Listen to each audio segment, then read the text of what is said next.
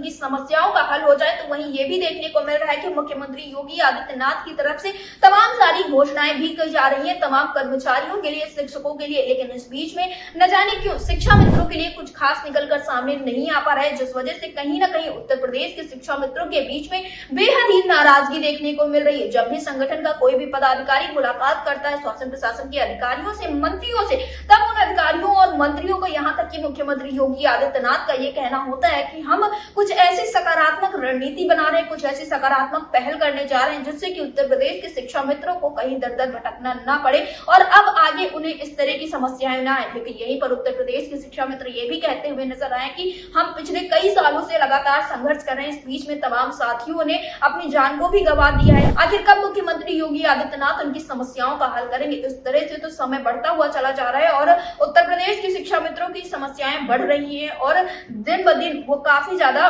समस्याओं से जूझते हुए नजर आ रहे हैं। उन्हें ये नहीं समझ में आ रहा है कि आखिर अपना घर परिवार कैसे चलाएं। फिलहाल आपको बता दें, एक तरफ जहां प्रदर्शन किया गया, मेमोरेंडम सौंपे गए, ज्ञापन सौंपे गए और तमाम पदाधिकारियों के द्वारा, अधिकारियों के द्वारा संगठन के मुलाकात की गई है मुख्यमंत्री योगी आदित्यनाथ के साथ साथ तमाम अधिकारियों, मंत्रियों से, तो वहीं दूसरी तरफ कुछ शिक्षा मित्र ये भी प्रयास कर रहे हैं कि आयोग का सहारा लिया जाए। जैसा कि इसके पहले हमने आपको बताया था कि शिक्षा मित्र पवन गोलिया के द्वारा एक आयोग में शिकायत दर्ज कराई गई। उस आयोग का नाम है राष्ट्रीय मानवाधिकार, लेकिन अभी तक वहां से भी कोई जवाब नहीं आया, जिस वजह से नाराज पवन गोलिया ने ये कदम उठाने की तैयारी की है कि अब वो एक बार फिर से दिल्ली पहुंचेंगे, राष्ट्रीय मानवाधिकार से सवाल करने के लिए वहां पहुंचेंगे और जानने की कोशिश करेंगे कि आखिर अब तक उनके द्वारा जो शिकायत दर्ज की गई थी उसका कोई हल निकलकर सामने क्यों नहीं आ पाया है। वो अब बहुत जल्दी दिल्ली जाने वाले हैं। फिलहाल दिल्ली जाकर क्या कुछ नई चीजें होने वाली है, पवन गोलिया कब दिल्ली जाने वाले हैं, इस विषय पर ज्यादा जानकारी देते हुए उन्होंने क्या कुछ कहा है, आप भी सुनिए।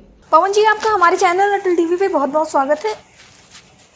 जी, आपका भी धन्यवाद और हमारा नमस्कार। पवन जी, जैसा कि देखने को मिल रहा है कि इस वक्त पर उत्तर प्रदेश के जो शिक्षा मित्र हैं वो लगातार मुख्यमंत्री योगी आदित्यनाथ से यही कहते हुए नजर आ रहे हैं कि वक्त रहते उनकी समस्याओं का हल कर दिया जाए। और इस बीच में देखने को मिला कि एक संगठन के पदाधिकारी के द्वारा मुलाकात की जाती है मुख्यमंत्री योगी आदित्यनाथ से, जिसमें उनका साफ तौर पर ये कहना होता है कि हम शिक्षा मित्रों के लिए कुछ ऐसी व्यवस्था बना रहे हैं जिससे कि उनको भविष्य में फिर कभी भटकना ना पड़े और इसी तरह के आश्वासन मिले, जबकि ये आश्वासन एक लंबे समय से मिलते चले आ रहे हैं और अभी तक कुछ खास निकलकर सामने नहीं आ पाया है। तो जिस हिसाब से मुख्यमंत्री योगी आदित्यनाथ आश्वासन दे रहे हैं, आपको क्या लगता है शिक्षा मित्रों के लिए आगे का जीवन कुछ कैसा होने वाला है?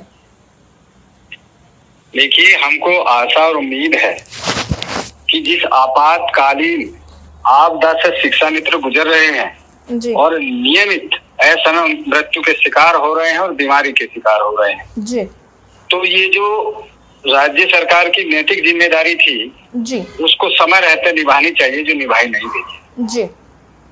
दूसरी बात है, आश्वासन हमारे ही नेताओं द्वारा, भाषण ये तो हम 8 वर्ष से लगातार सुन रहे हैं कि आज जाएगा, कल को हो जाएगा, परसों हो जाएगा जी। लेकिन हम ये चाहते हैं कि माननीय मुख्यमंत्री जी, जब आप हमारे नेताओं से ये आश्वासन देते हैं कि हम जल्दी करने वाले हैं, तो एक प्रेस कॉन्फ्रेंस करिए जी। माननीय मुख्यमंत्री जी और माननीय बेसिक शिक्षा मंत्री जी, एक प्रेस कॉन्फ्रेंस करिए कि उत्तर प्रदेश के शिक्षा मित्र हताशा और निराशा में ना रहें जी। हम जल्दी ही बेहतर भविष्य के उनके लिए कार्य योजना बना रहे हैं जी। तो सबको सार्वजनिक रूप से सबको ये आश्वासन मिलेगा कि भाई हमारे मुख्यमंत्री जी ने घोषणा की है।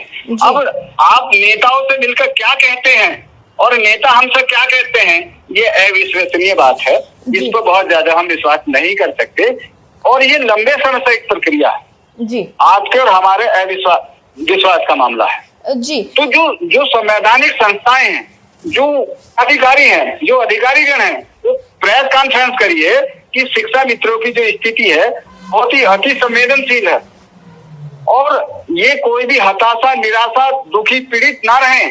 बहुत ही अति जल्दी हम जो है इनके बेहतर भविष्य के लिए योजना बना रहे हैं जी। इतनी सी बात कहनी है। अब जब आप कह नहीं रहे, विधानसभा में आज स्पष्ट कह रहे हैं कि हम कुछ योजना नहीं बना रहे, उधर नेता कह रहे हैं योजना बना रही, तो ये कंफ्यूजन की स्थिति जो है ये शिक्षक के प्रति अच्छा व्यवहार नहीं है जी। पवन गोलिया जी, जैसा कि आपके द्वारा राष्ट्रीय मानवाधिकार में भी एक शिकायत दर्ज करवाई गई थी जिसमें अभी तक जैसा कि कुछ खास निकलकर सामने नहीं आ पाया, तो क्या इस विषय में आपकी किसी भी अधिकारी या पदाधिकारी से बातचीत हुई है? देखिए, अभी तक कोई सूचना नहीं आई, लेकिन मैं जल्दी दिल्ली जाऊंगा इसी सप्ताह के अंदर और उसको रिमाइंडर जो हमने शिकायत दर्ज कराई है उसकी रिमाइंडर देकर आऊंगा और वो जो इंडिविजुअल व्यक्तिगत मिलकर एक एप्लीकेशन और लगा दूं। जी पवन बोलिए, जैसे कि 5 सितंबर करीब है और इसके पहले भी देखने को मिला था कि 5 सितंबर को एक बड़ा धरना प्रदर्शन राजधानी लखनऊ में उत्तर प्रदेश के शिक्षा मित्रों के द्वारा किया गया था, जिसमें सरकार की तरफ से ये आश्वासन दिया गया था और कहा गया था कि इस प्रदर्शन को यहीं स्थगित किया जाए, आने वाले वक्त में समस्याओं का हल होगा। उसके बाद मुख्यमंत्री योगी आदित्यनाथ अक्टूबर माह में एक बैठक करते हैं जिसमें वो कहते हैं कि उपचुनाव हो जाए, उसके बाद समस्याओं का हल होगा और ये सिलसिला लंबे समय से होता हुआ चला रहा है। तो क्या आप लोगों ने 5 सितंबर के लिए कुछ खास सोच के रखा है?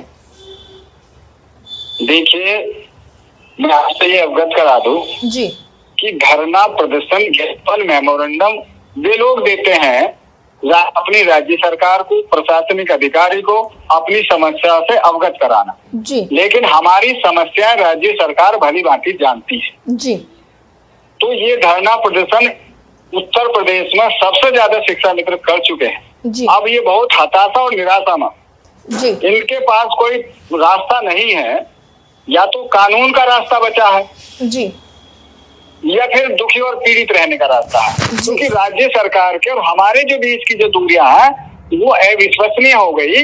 क्योंकि अगर आप 1 साल के बाद करेंगे या 6 महीने के बाद करेंगे, लेकिन राज्य सरकार की नैतिक जिम्मेदारी है कि भाई 6 महीने पहले आप घोषणा तो कर दें, कम से कम 6 महीने से ज्यादा शासन का आदेश आ गया जो गृह वापसी का, आज तक उसे लागू नहीं करा गया। जी तो आप कैसे विश्वास कर लेंगे? वो शासन देश का इम्प्लीमेशन नहीं कर रहे तो आपके हमारे नेताओं द्वारा जो कही हुई बात है उसको कैसे विश्वास में ले लिया जाए? जी अब उसकी कोई गारंटी भी नहीं है। आपने ये भी नहीं बताया कि हम इसको कब लागू करेंगे, अभी चुनाव होगा उसके बाद होगा, तो ये कोई गारंटी नहीं है। राज्य सरकार पक्षपात कर रही है और गला घोट रही है शिक्षा मित्रों का, ये ऐसा संभव नहीं है। क्योंकि राज्य सरकार तो वेलफेयर स्टेट है, उसे अपने कार्मिक के प्रति सचेत सावधान रहना चाहिए, उनकी दुख मुसीबतों के प्रति संवेदना रहनी चाहिए, और ये सारे काम का राज्य सरकार के पास अभाव है।